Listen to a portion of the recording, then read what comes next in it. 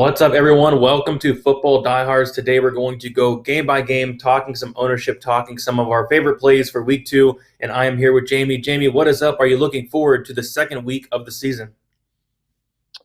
Yes, absolutely I am. I don't have to stress about the Giants, so I can, work on DFS all morning and then put on Red Zone and kind of enjoy it all. Yep, there you go. So I say we get right into it. I'm going to go game by game here and just see what sticks out. We'll talk ownership and strategy along the way. But first game, we have the 49ers going against the Eagles. What is sticking out to you on this one here? This is an odd one, and I'm curious of your thoughts on this one too. It seems like the whole thing is flying under the radar to me, which is interesting because it does have a 50-point total as of right now. I think last I saw. I think the biggest thing to discuss here is the what to do with Elijah Mitchell, um, who's $5,000 on DraftKings. It doesn't look like the masses are on him. Our ownership is only projecting him about 6.5%.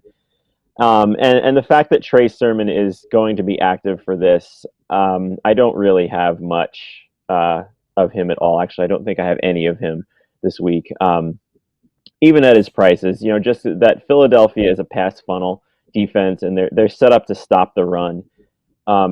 We have no data on him being involved in the passing game at all. The fact that Sermon is active, I'm just kind of staying away from that entire 49ers backfield for this week. What about you? And what about the Eagles side? Yeah, I'm probably going to stay away as well. I haven't created any lineups yet in terms of tournaments. I have my cash lineup good to go. But yeah, I think I'm going to stay away as well. You really never know with the San Francisco 49ers backfield. I think, it always has an opportunity for somebody to go off, and maybe Mitchell is that guy, but I wouldn't be shocked if it was Sermon this week, So another thing I was curious about is Debo Samuel last week absolutely went off. I thought the main guy in terms of wide receiver was going to be Brandon Ayuk, but Ayuk put up 0 points. I forget what the coaching staff said about Ayuk. Something about he's not ready for the NFL, something crazy like that. I'm curious to hear your thoughts on Debo Samuel, 6,700. Really, really big price tag here for Debo Samuel, but if he's going to be the main guy, I guess I have some interest. He did get priced up last week from 5,900, but yeah, last week he absolutely went off. It looks like as of now he's going to be the number one guy. So I'm curious to get your thoughts on Debo Samuel. But first, on the Eagles side for me, to be honest, nothing really. I mean, I think you could go back to Hurts. I was all over him last week. I think he's fine, 6,500. I don't hate the Hurts stack with Smith there. I personally don't have much of it. I'm targeting other games a little bit more, but I think you can go back to it. Even like Hurts and Cash should be fine as well. But there are some quarterbacks I like that are a couple hundred higher. So for me on the Eagles side, there's not much that sticks out. But yeah, curious to hear your thoughts on Samuel. The price tag is up there, but if he's gonna be the number one guy, it kind of is a little bit intriguing. Yeah, and he had a 48% target share in their win over Detroit. So, it's if that's going to be the way, it's not a fluke. And I was down on him in the preseason. This is one I'm going to be wrong about, I think, in my initial rankings for season long, because I his 2.2 yards per route run was just so bad last year that I was just not on the Samuel train coming in here. But it looks like he is locked into San Francisco's number one role. His matchup is really helped by Jason Verrett going down with a torn ACL for the Eagles. I'm certainly saying it's certainly okay to play Debo. I don't have much of him just because I'm not on this game so much. And in GPPs, I like to stack, and I'm not stacking this game. So if Debo winds up being a one-off at 6,700, I think that's fine. I'm going to work him into a couple, but I'm not going to go overboard on him. And then Kittle it's the same. He was second behind Debo in all the target share and receiving. He was fourth among tight ends in receiving yards, so he's fine too. I just happened this week to like cheaper guys better than him for value, and on the top end, just like Waller over him just outright. So I'm not really on this game too much. Yeah, and it's weird for this week. Like there's a couple games that I am just like completely sold on, and all my ownership is going to be on those games. We'll talk about them. And this game's not really one. I'm going to have a few Samuel shares, not much Mitchell, and then eat like Kittle. I'm going to have some Kittle as well. But other than that, like not much interest in this game in terms of stacking anything. Like you said, I think Hurts is fine. Hurts is fine in cash, but for me personally, I do like other plays. Anything else on this game, or should we move on? I think we can move on, and it's weird that we're kind of bypassing it because it does look like it's a good environment to attack with Hurts pushing the pace for Philadelphia. I will say one thing about this that I think the Eagles' defense is a decent punt at $2,400 at home with that front seven. This is the second game in a row. San Francisco's on the road on the East Coast. Um, Again, so I think there's some merit to playing Philadelphia. I just don't think they're going to pass enough to generate too many sack or turnover opportunities. But the Eagles are so cheap that I think it can be done there. Yep, the Eagles were a defense I was looking at in terms of punt for sure. So we will move on to the next game, and we have the Broncos going against the Jaguars. For me, not much sticks out on this game. I like Noah Fant. He is 4,200, had 8 targets last week. I love the matchup here against Jacksonville. So Jerry Jeudy did go down with an injury, so I do think Noah Fant's target share is going to increase here. I really like the price. I think he's way too cheap here at 4,200. So for me, Noah Fant really sticks out on in terms of defenses. If we're talking defenses, I think the Broncos, if you are able to pay up, is a very solid spot, 3,800 this week. So I thought that it was yeah, and then that's about it for me, to be honest. Like on the Broncos side. I guess Melvin Gordon could be something to look at. Did really well last week. I like the matchup against Jaguars, but other than that, not much sticks out for this game. How about you? I agree with you on Fant. He's currently my cash tight end right now, but that's still up in the air when we get to the Rams later with Tyler Higbee. Pretty much the same price range. But yeah, he led the Broncos in target share in Week 1 and played 77% of their snaps. With Jerry Jeudy out, that's certainly not going to go down and has all the upside to go up.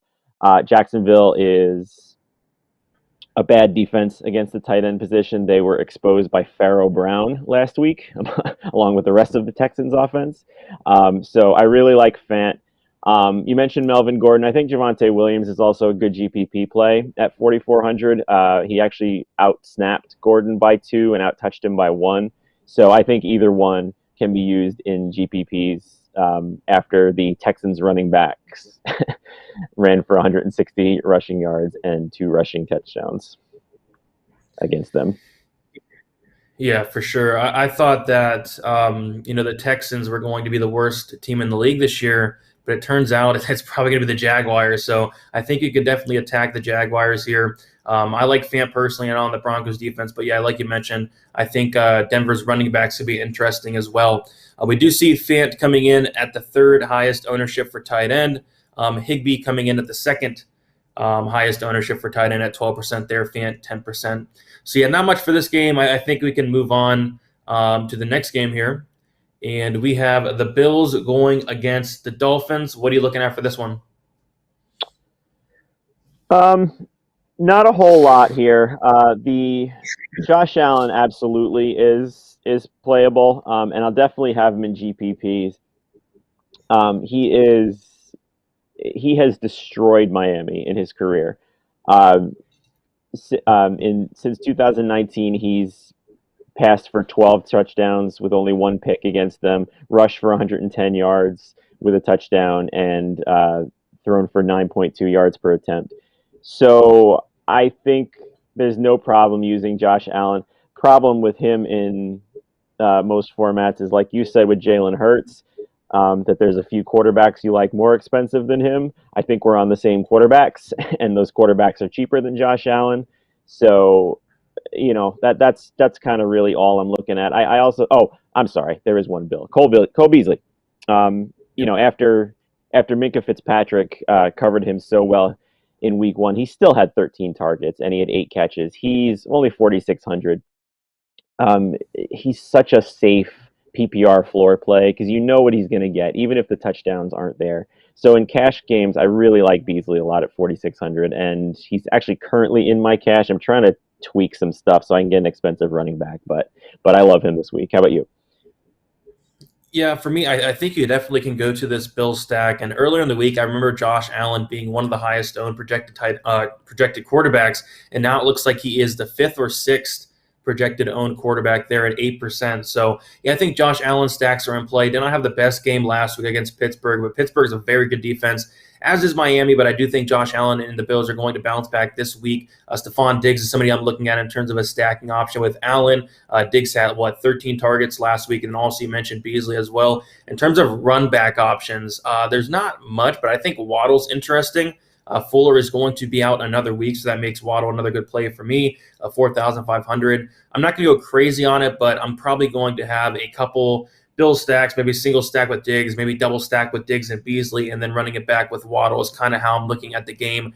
Other than that, not much sticks out. I don't really want to deal with the running backs of the Bills or Miami even. So for me, I'm going to have some lineups in terms of stacking the Bills here, but in terms of cash, nothing on my lineup there. Yeah, same with me. And the trend we're seeing here is a lot of the chalk, the heavy owned guys. They're going to be in those later games, which we'll talk about soon. But just a little bit of a GPP note that really presents a good opportunity for using late swap, where if you're getting those chalky players in GPPs, like if you're stacking those later games, you can be really cute with the early ones, and if they hit, you can leave them. And then if they miss, you can kind of pivot around a little bit. So it's a really good slate for this. Yep, good point there.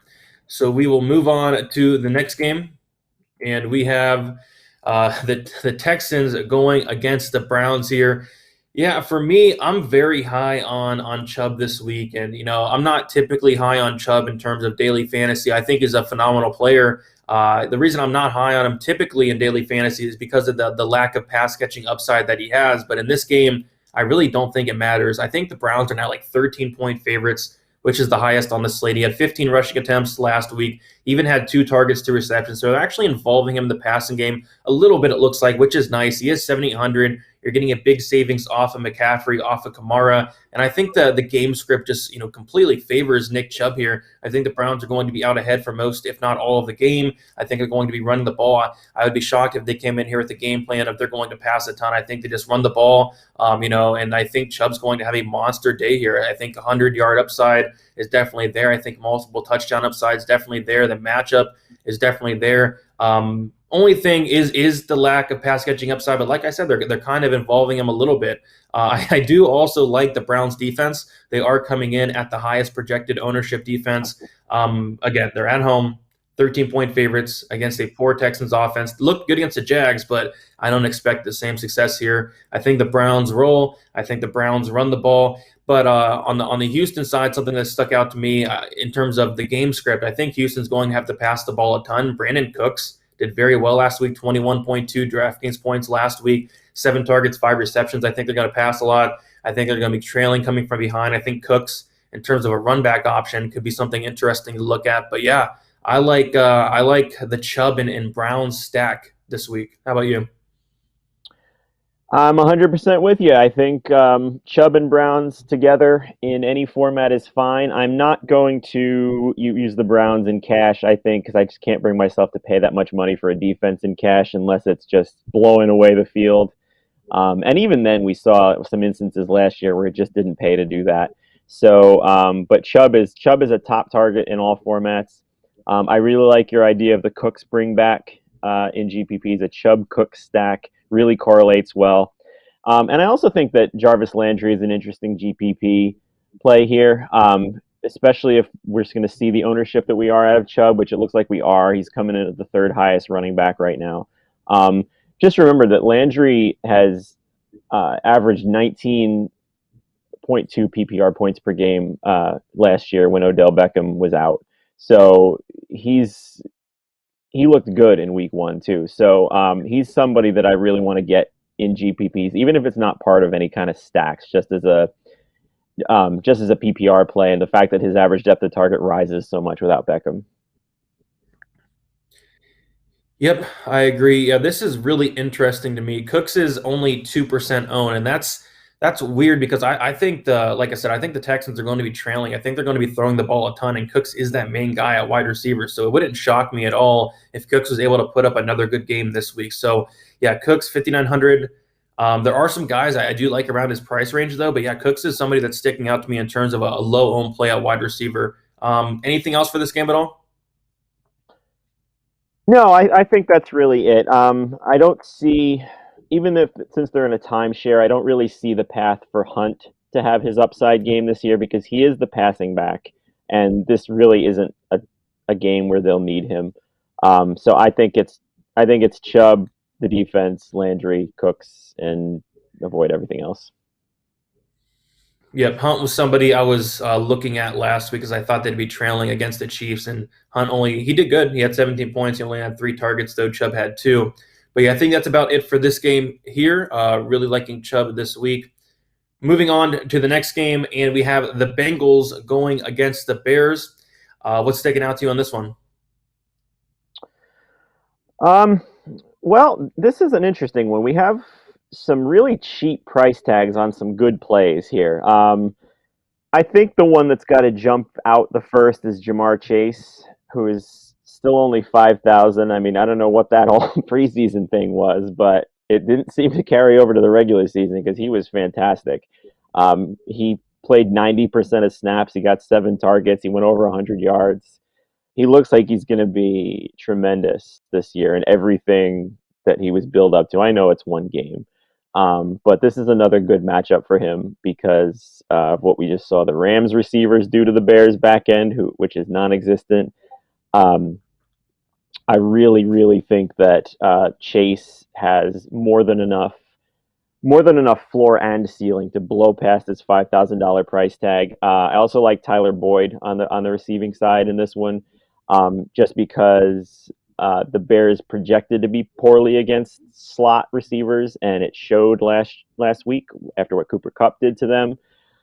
So Boyd was kind of an afterthought in that first game, but I think this one is kind of built for him as well, especially if the Bears can generate a kind of pass rush and Burrow has to check it down or not check it down, put the below average depth of target out there.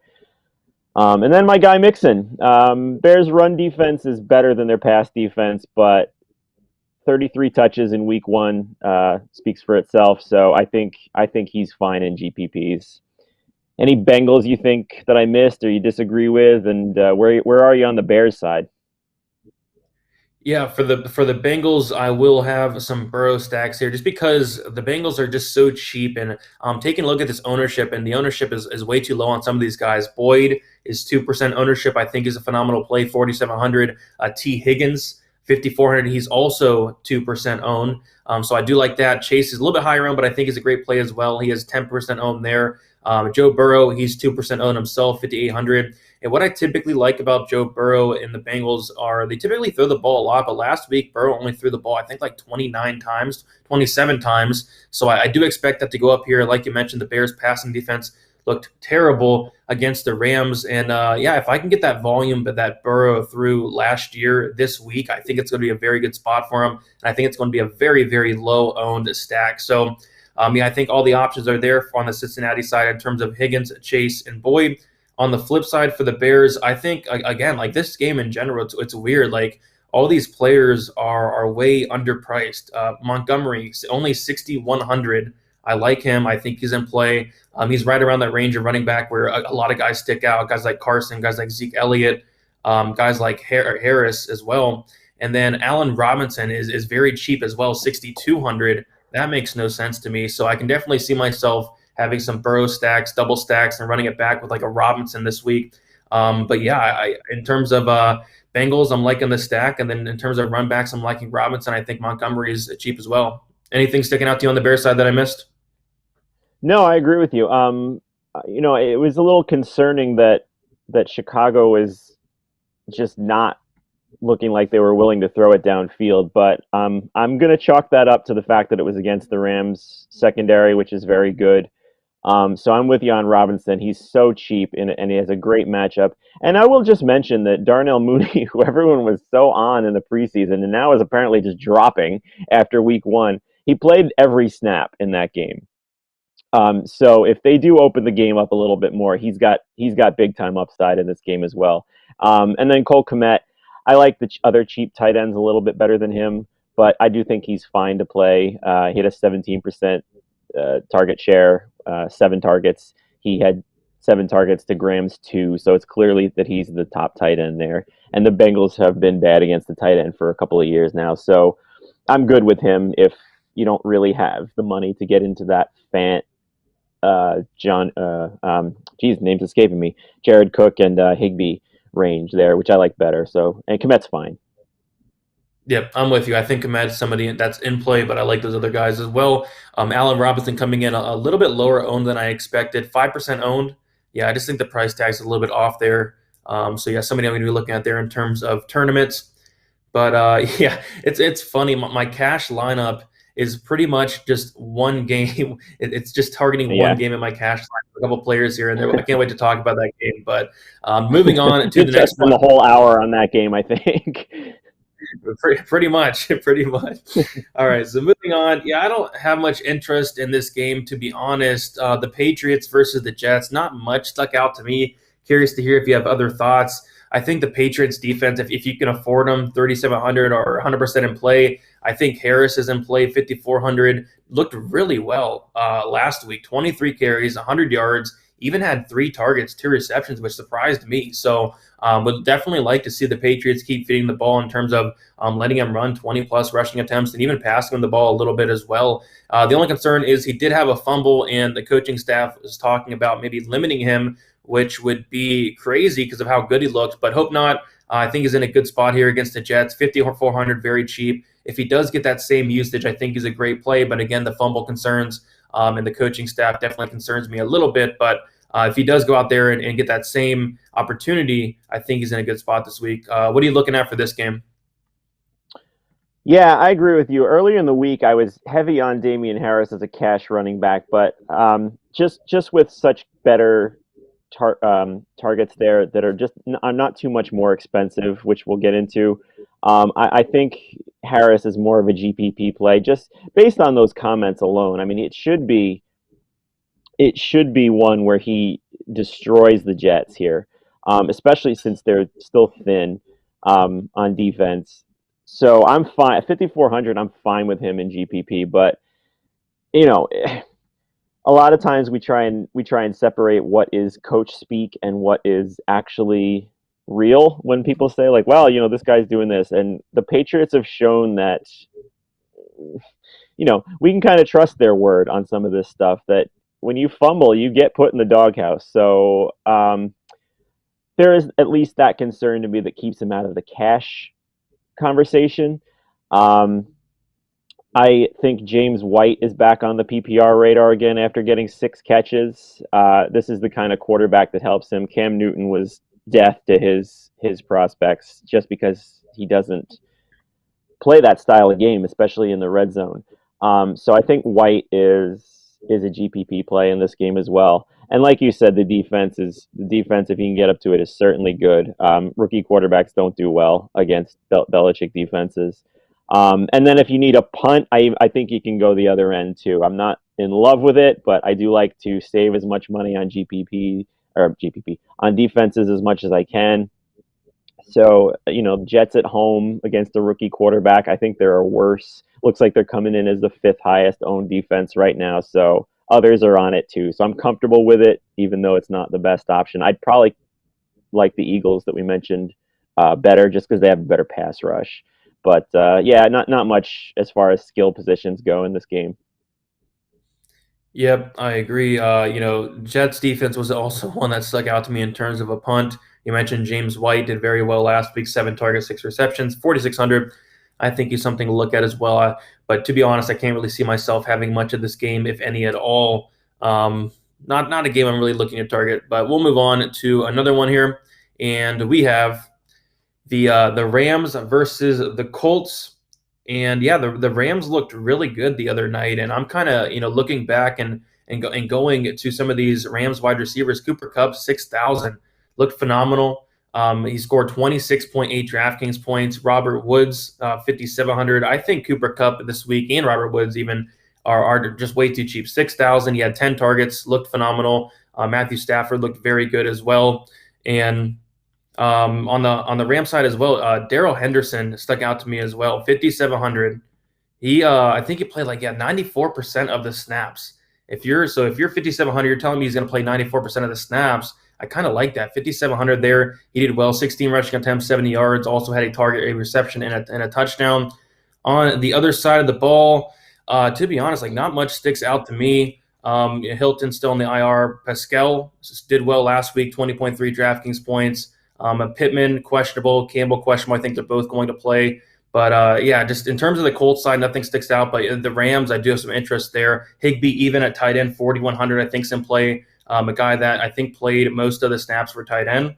Anything sticking out to you in this game? We played all the snaps. He's definitely in play. And I was on last night with Bob Harris and Mike Dempsey on the Football Diehards show on Sirius XM NFL. And this game is actually, after the one we keep hinting, spoiler alert, it's Chargers Cowboys. After that game, this is actually my next favorite one to stack because I have such an idea of how to do it that I think is the way that it's going to work. And I'm pretty confident in it. I mean, you hit on all the Rams things here. Kupp and Woods are too cheap, especially Kupp, who is clearly the number one after 98% of snaps. The Colts just got destroyed by Tyler Lockett in the slot, so Kupp should succeed there. Stafford had an almost perfect passer rating, so I think you can double stack Stafford with Kupp and Woods and Higbee or any variation of that. I think Van Jefferson for deep GPPs is also in play after a 65% snap share. And the way that I'm bringing it back is very clear, and it depends on what you think the game stack is, or the game stack. I said that last night too. The game script is going to go. If you think that the Colts can keep this close, I think Jonathan Taylor is the logical bring back here. He had 23 touches and 7 targets in week 1. The Rams just allowed almost 7 yards per carry to David Montgomery. So it's clear they're vulnerable there. So if they can keep it close, I think Taylor is the reason why. And the Rams are just going to do what they did in the past. If you don't think they're going to keep it close, then I think Nyheim Hines is the bring back.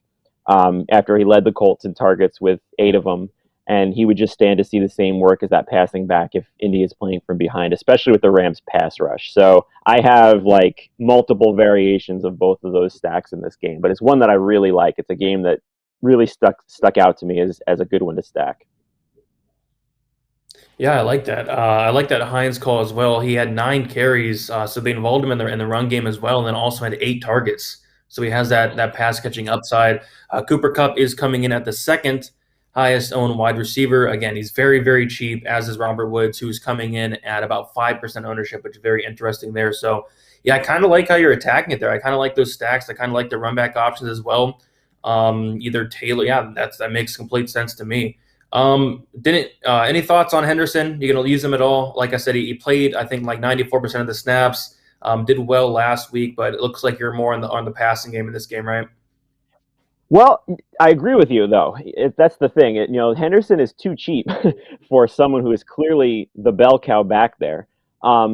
It kind of goes back to what I said about somebody early on. Who was? When I was talking about Devos Samuel, he's such a great play, but in GPP, I like to stack so much, and Henderson is not part of my Rams stacks, and I'm not stacking the Colts, so I can't bring Henderson back. So, he's just not finding his way into my lineups. But I mean, everything you said about him is correct, and he's too cheap for that, simply enough. So I mean, he's definitely a great play. He just hasn't found his way into my lineups just because of that fact and the fact that there's some running backs for a little bit more that I like a tiny bit more than him. But yeah, he's a fantastic play against this team. Yeah, but he's not somebody that I have in cash or anything, but I think we're going to target him as well as a Kupp and Woods in tournaments. And yeah, I do like that stacking idea you had of Stafford, Kupp, Woods, and then running it back with a Hines or Taylor. I think that's a great way to attack this game. So we will move on to the next game here, and we have the Raiders going against the Steelers. What's sticking out to you on this one here? Najee Harris. And he's sticking out to everybody, apparently. He looks to be the highest owned back, and actually, he looks to be the highest owned player on the slate, which is logical. I mean, he played 100% of snaps. He didn't do well in week one, but it was against the Bills, who have a good run defense. This is against a Raiders team who just gave up 189 rushing yards to the Ravens. The Steelers' offensive line is the issue for Harris's rushing efficiency. But the Raiders clearly have a vulnerable rush defense. They're on a short week. They're coming to the East Coast again. Or not again, for the first time. And he's supposed to be, he's supposed to be a passing back too, just based on his college metrics. He's a lock for me in cash. GPP, I'm still a little bit unsure, just because of that ownership and the fact that he didn't play well in week one, and the Steelers' offensive line is a problem. I am going to have him some, but it's still kind of a question mark to me about how overweight I'll be in it. But cash, I'm locking Najee in. Where are you on him, and how about the passing game? Yeah, I think we are going to finally talk about my first player that I have in cash, and it's going to be Harris here. Yeah, I'm big on Harris this week, as is everybody else. The ownership is definitely concerning, considering, he did not look great last week, only 5.9 DraftKings points, but he's way too cheap. You mentioned he played every single snap. The matchups there, I think it's a great bounce back spot, and it's hard for me to get away from, especially in cash, but even in tournaments, I can see myself having a lot of him as well, despite the ownership. Just way too cheap. On top of that, for Pittsburgh, I kind of like the Steelers' defense at 3K. Obviously, a very good defense. I don't mind a Harris Pittsburgh defense stack there in cash. I think that's fine. I was looking at potentially doing that. On the Raiders side, of course, like Waller sticks out. He had 19 targets last week. He sticks out for sure. I think he's fine for me, though. I'm going down and paying down at tight end this week, so not going to get to a ton of Waller, but wouldn't hate anybody that went there. Obviously, he's a phenomenal player.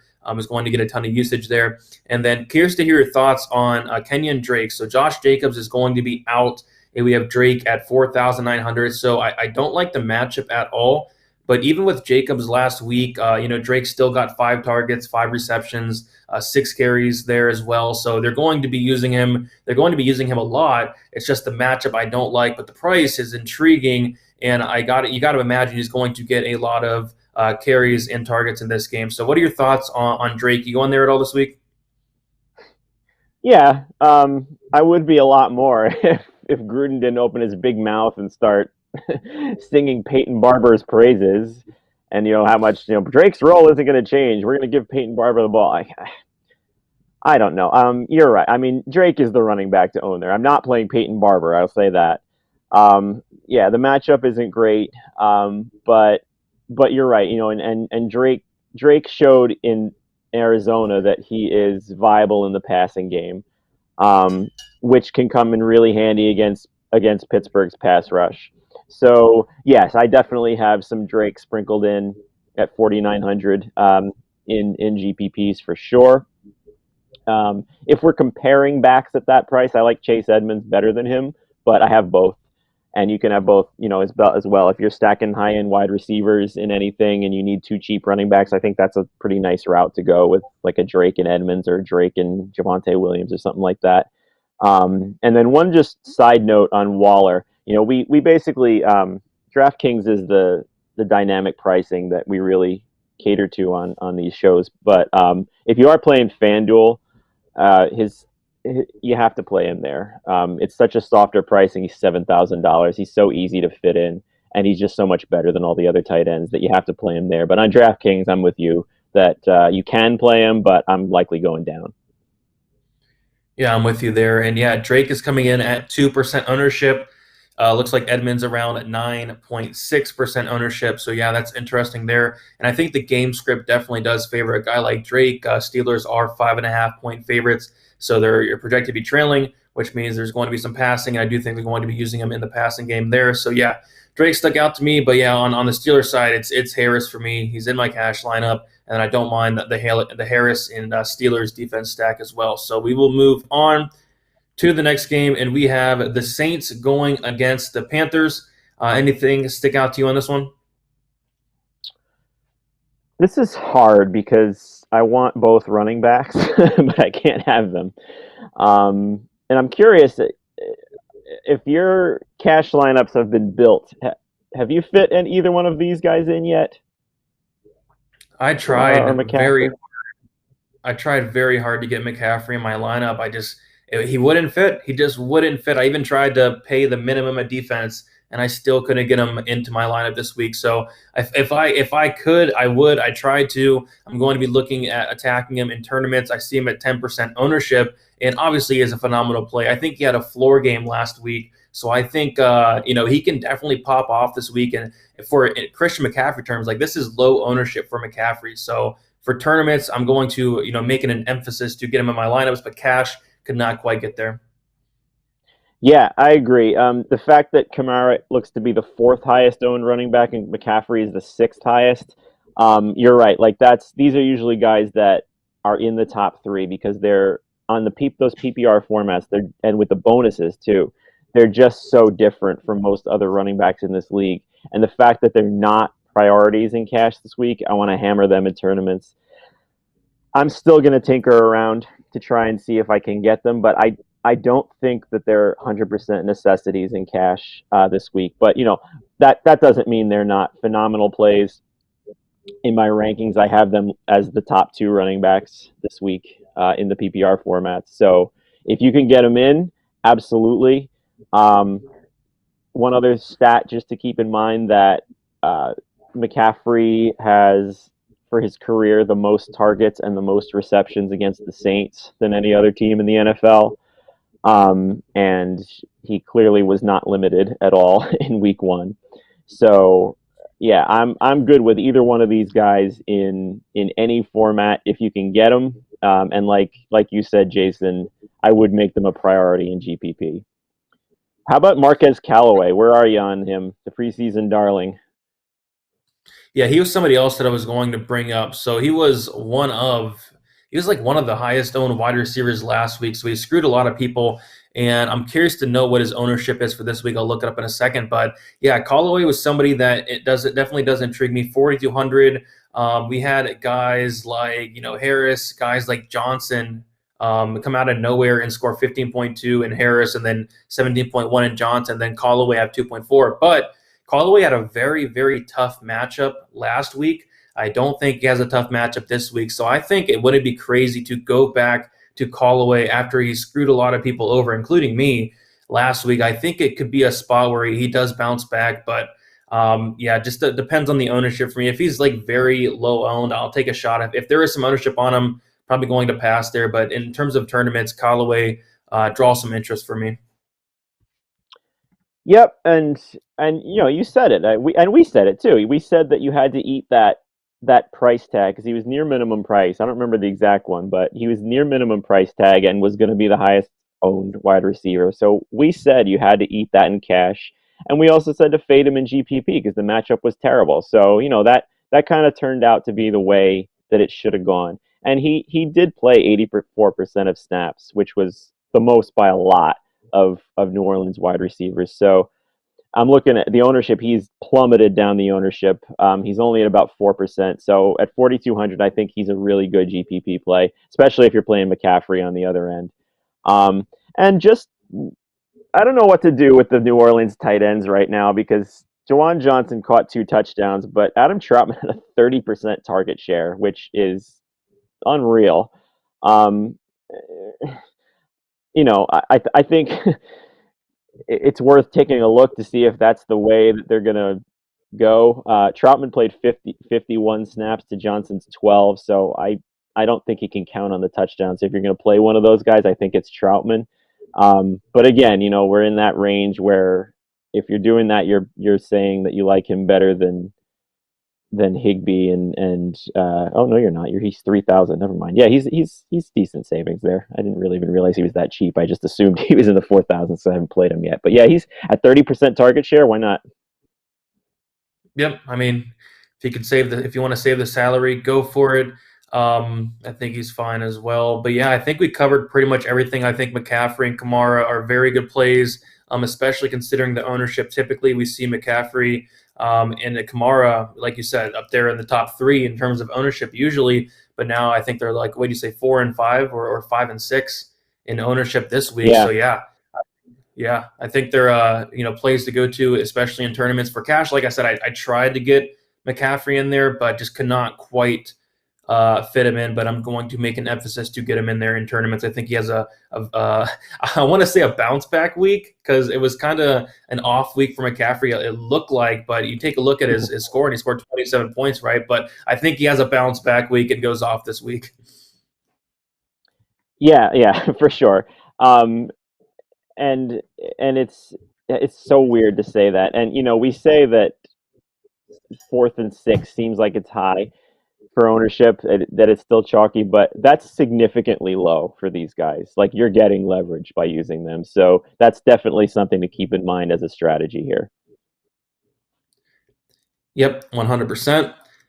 So next, we will move on to a game. It seems like these last four games really have a lot of my interest. Curious to see if you have the same thoughts here. But we have the Cardinals going against Minnesota. Anything sticking out to you on this one? I wish it was more, because it's such a good game from a fantasy perspective. We got a 51 team over under, which is the fifth highest. Um, the Vikings offense is certainly condensed, which we saw. Um, KJ Osborne bugged me a little bit by being good as their week 3 receiver. And he got 9 targets. I expected that it was going to be a lot more spread out to Jefferson and Thielen, but he did come on there. As of right now, I don't have anybody from this game in cash, but it's definitely worth stacking. Kyler with DeAndre Hopkins and Rondale Moore or something along those lines. The Vikings passing game, anything along those lines. There's really no cash play that sticks out to me, but pretty much the entire game is viable in GPP. Is there any specific play you like better than others in this game, or are you just kind of on the game as it is? Yeah, I think it's a phenomenal game to target it. And the only thing I don't like is the pricing because you got Murray at Yeah. 8,200, right? Hopkins at 8,000, where I can go to a game we'll talk about later where we can get a lot more cheaper players in a probably even better game than this one. So that's the only problem I have, but I think it's going to lower the ownership. I think Murray's coming in around like the fourth highest owned quarterback. Hopkins looks to be like the 1, 2, 3, 4, 5, 6, 7, 8th, ninth highest owned a wide receiver at 10% there. So I think, Murray and Hopkins stack will be a lot lower owned than, say like a Dak, say like a Keenan Allen, say like a Justin Herbert, guys like that. So for that reason, I will target in tournaments. I'm with you though. Nothing for me in cash. I think Murray stacks with Hopkins. Murray double stacks Hopkins more, who looked solid last week. And then on the Minnesota side, like you mentioned, very condensed, very easy. You have Justin Jefferson, Adam Thielen, and then KJ Osborne's a very cheap guy that does draw my interest a little bit this week. 9 targets last week, like you mentioned. That's something to definitely note. I'm not sure he's going to be able to keep that up, but yeah, 3,300 for Osborne makes for a very cheap run back option there. We didn't touch on the running backs that much. Dalvin Cook from Minnesota, I don't really see myself getting there this week. Obviously, Dalvin Cook's going to be in play every single week, but there are guys that like a lot lower, and then I'd much rather go up and get a McCaffrey or go down a little bit and then get a Kamara there. What are you looking at for running backs in this game on either side? Yeah, and the thing with Dalvin, I said before, I like Chase Edmonds a good bit at his sub 5,000 price tag. I have a bunch of him in GPP as part of this game and as a one-off. The thing with Dalvin Cook is I like Kamara and McCaffrey better, and that that's usually only significant for me to play Cook over them if like Cook is just so far less owned, because he can outscore both, um, and he can easily.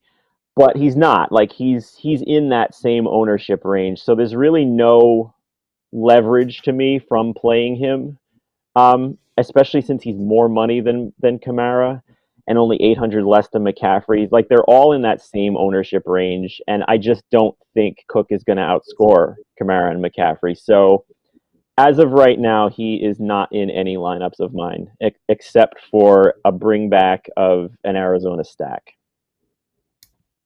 Yeah, I'm with you. I just can't get to him. I mean, there's just other guys I like that are like either way cheaper or, like you mentioned, McCaffrey or Kamara there. And yeah, we do see Dalvin Cook coming in around 10% ownership, and another guy coming in at 10% ownership is McCaffrey, a little bit higher, but yeah, I like McCaffrey instead. You mentioned Edmonds. I think Edmonds is definitely in play, coming in about 9% ownership. It was between him and Drake for me in that 4,900 range. Very close, but yeah, I'm with you. I do like Edmonds a lot there. So we will move on to the next game.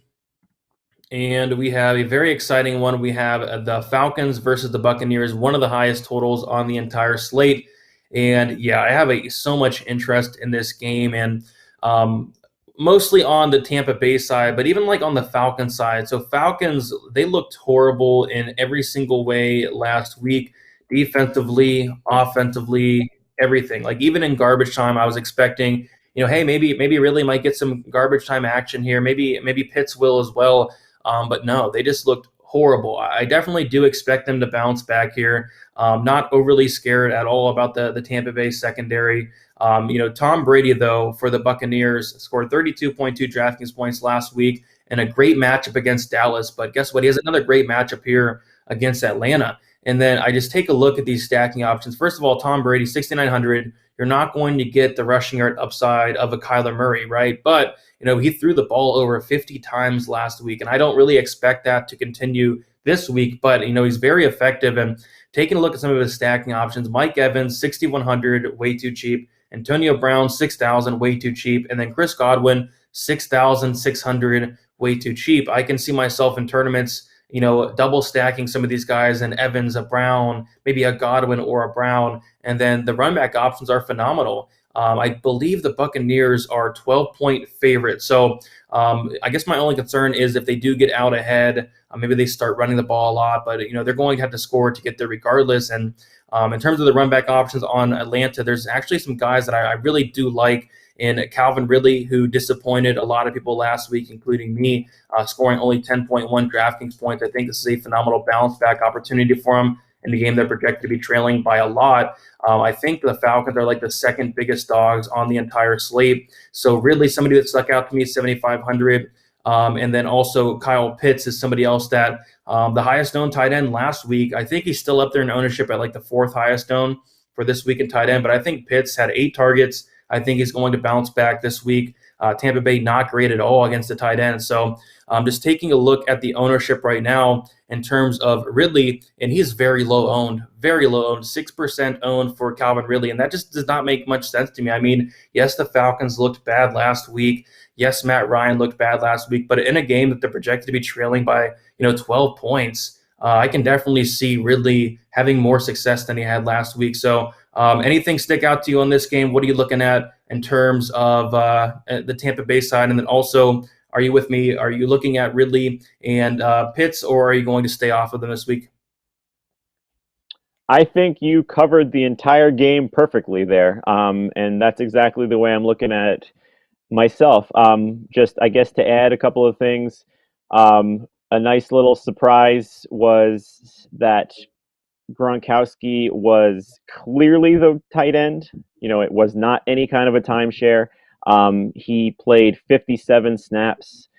Cameron Brate played 19, and OJ Howard played 6. So I don't think there's a worry of them vulturing Gronkowski. So I think that he can be also added to any of these stacks in any of the formats that you do him in. And then on the Atlanta side, I mean, you got it right. This is the Ridley and Pitts show.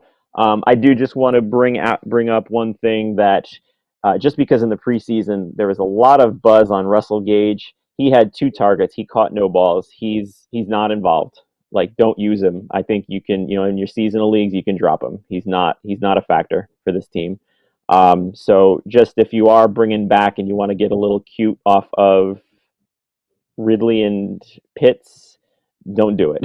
They're the bringbacks, not Gage, not Mike Davis. Yeah, I agree there. But yeah, very intrigued for in this game in terms of tournaments.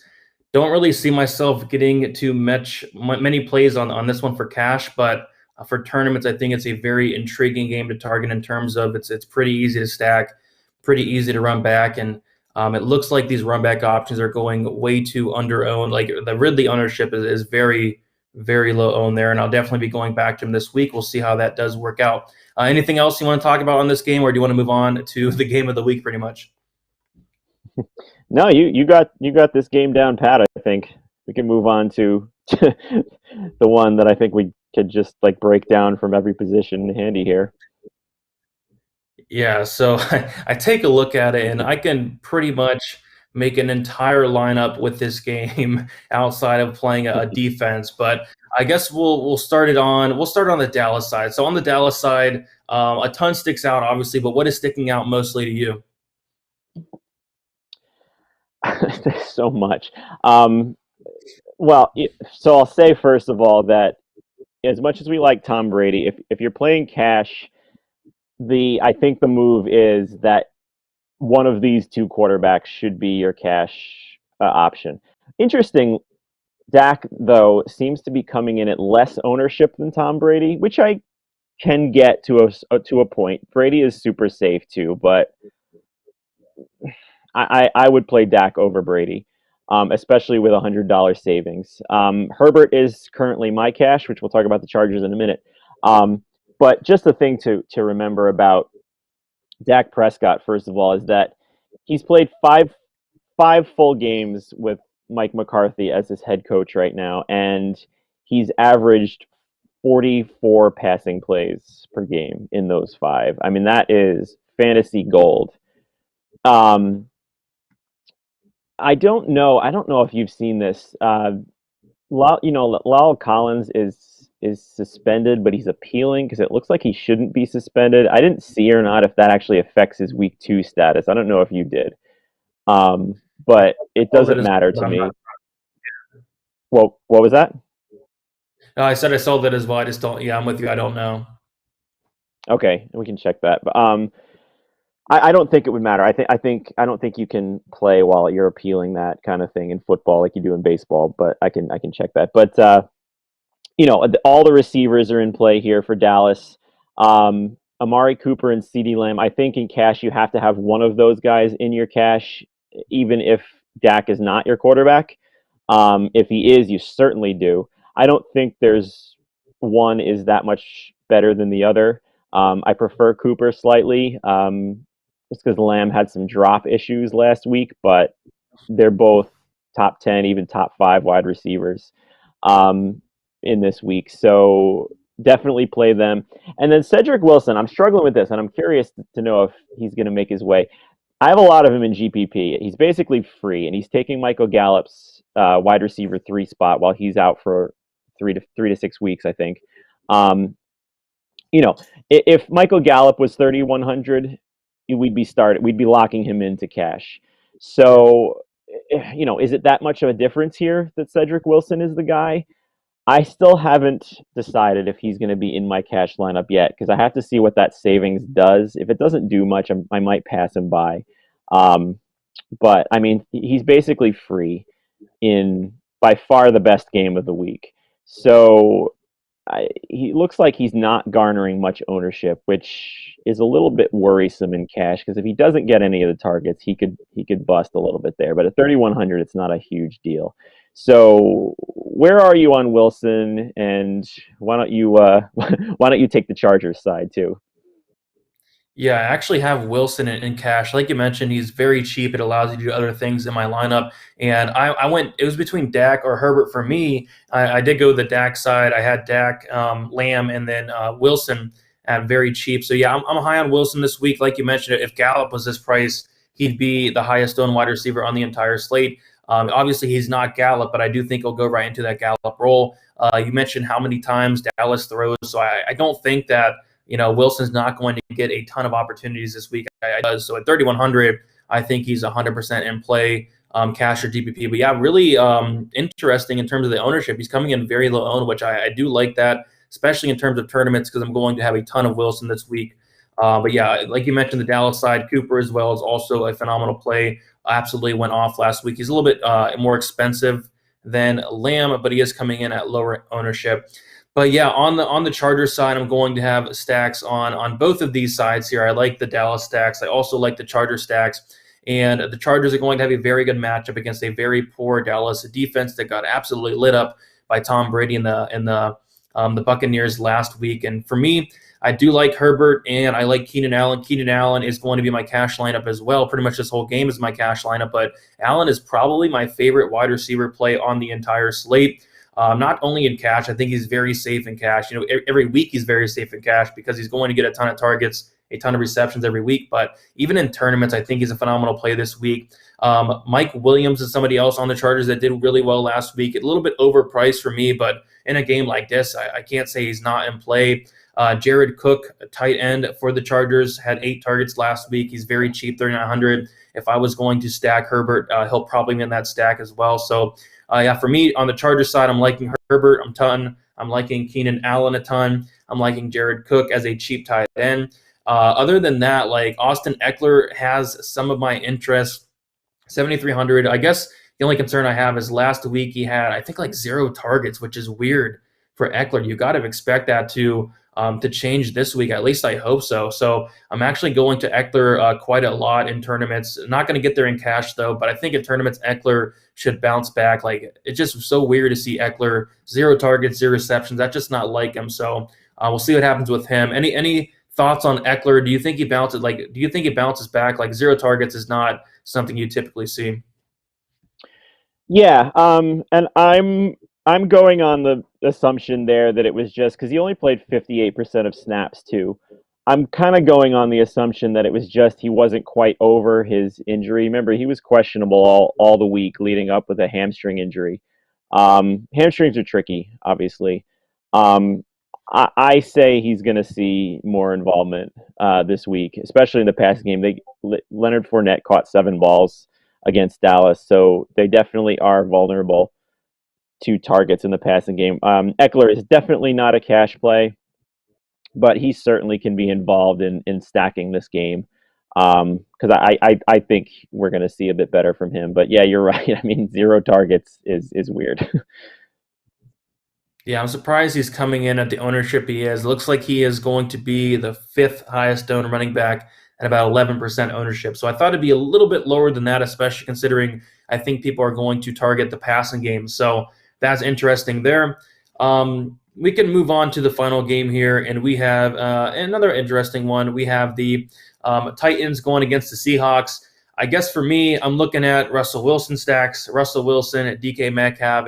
For me, it's kind of hard to get there because I like Dak and Herbert so much, but I can see myself having some lineups with Wilson, Metcalf, Lockett obviously went off last week, and then Chris Carson, 6,100. I guess the only problem I'm having is the price tags. The price tags of Russell Wilson, 7,500. I just would rather much go down and get a Dak. I'd much rather go down and get a Tom Brady. Much rather go down and get a Herbert. So I guess it's kind of tough to get there, and then Metcalf is expensive as well. Kind of like the Cardinals, right? Like we all know they're phenomenal plays. It's just the price tag. But with that said, last week the Chiefs were very expensive and it looked like they definitely worked out there. So I can see myself getting to some Seattle stacks, although they're a little bit more expensive than the other game I like in Dallas. Yep, you're absolutely right. But I do think that that's going to keep the ownership lower than it really should be for a game that has a 54 over-under, second highest on the slate. I definitely forced in some Wilson, Lockett, Metcalf stacks after Tennessee gave up 10.3 yards per target and 4 receiving touchdowns to the Cardinals last week. I think there's a path that Lockett and Metcalf both put up huge numbers. They both did against the Colts, even with only 5 targets apiece. This game looks like it could open up a little bit more. But you mentioned Carson. Carson is one of my overall favorite plays at any position this week. He played 78% of the snaps against the Colts. He had 19 touches. Now Rashad Penny's out again. and they didn't keep a lot of running backs like they did last year. So I mean, this is at 6,100. He seems like such a super safe cash play with the upside for a ceiling as well. He had 3 targets in the game against the Colts as well. He did fumble again. He has had that problem in the past. But I love him in this game. He's currently in my cash lineup right now. And I'm going to tinker around a little bit and see if that can get up to like Kamara, like we mentioned before. But if it can't, I'm fine keeping him there. And on FanDuel, he's a gift at his price tag over there at under 7,000 as well. Yeah, I like Carson quite a bit. He is coming in at the second highest earned running back. Another guy that's very cheap. So Harris coming in number 1, 21%, and Carson coming in at 17%, followed by Chubb. So, yep, I'm going to have quite a bit of Carson and then also attack the Seattle game in terms of a stack. But yeah, Carson is somebody else that stuck out to me. Going to have a lot of him. Down in the 6K range and running back, the low 6K range, a lot of guys that stick out. Harris, Carson, you have Zeke Elliott down there as well, and even Montgomery. But I think Carson and Harris are going to be my go-to guys this week in terms of that range. So yeah, that's about it. We've covered every game. I guess any other final thoughts on the entire slate? No, just to reiterate what I said before, just keep your eyes on your lineups this week, because late swap with all these games we mentioned in the late part of the game, which are going to garner a lot of ownership, you can really get an advantage if you're watching your own lineups.